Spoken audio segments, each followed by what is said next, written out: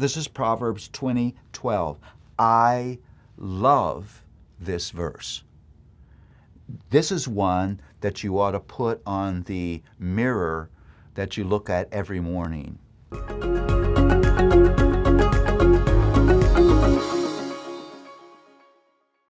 Well, I feel such a great sense of privilege that I get to live in this portion of God's Word and dig deep and mine the beauty of the content that is there. And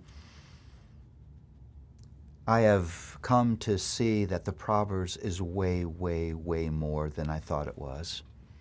It's way deeper. It's way more beautiful. And one of the places where I think that beauty is seen in the theme of redemption that is in Proverbs. There really is a theme of fresh starts and new beginnings in the Proverbs. It's never ever in the Proverbs do you get this sense that we're trapped in our sin and there is no hope for us. I mean, think about this. If we were trapped in our sin and there was no hope for us, why would you have the Proverbs?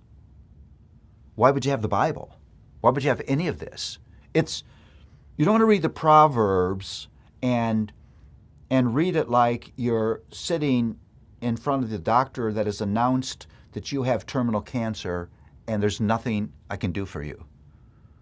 The whole cast of the Proverbs is there's the possibility of redemption. Or the Proverbs doesn't make any sense, and there are particular passages that get at this. Let me read a verse to you that I think is one of those that you have to dig deeper in to see the powerful theme of redemption here. This is Proverbs 20:12. I love this verse. This is one that you ought to put on the mirror that you look at every morning. The hearing ear and the seeing eye, the Lord has made them both. Now, you may read that and think that we're just talking about God as creator here. And He creates your ear and He creates your eye, and they wouldn't exist without Him. That's surely true. But I don't think that that's what this passage is about. The Hebrew word for hearing here is Shema. That's, hear, O Israel, the Lord your God, the Lord is one. It means something deeper than hearing.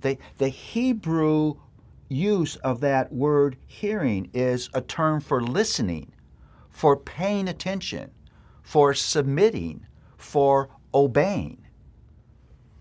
Seeing expresses in the Hebrew mind, it's a metaphor for insight, for understanding.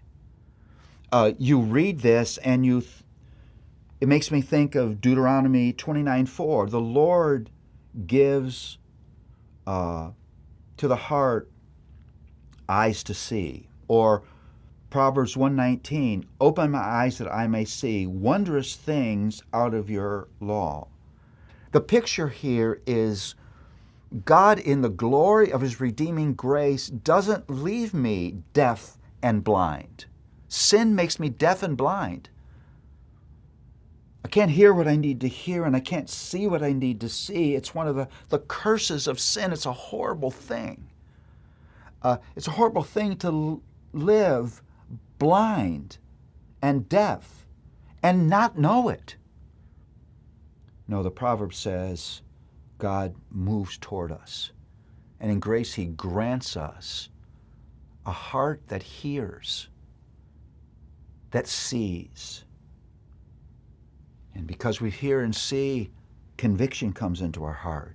And conviction is followed with confession. And confession is followed with forgiveness, and forgiveness is followed by a whole brand new way of living, acceptance into the family of God, identity as a child of God. It all starts with God granting hearing and God granting understanding. That's redeeming grace. Apart from that grace, we would never know God and we would not have any hope. The Proverbs presents to us redeeming grace.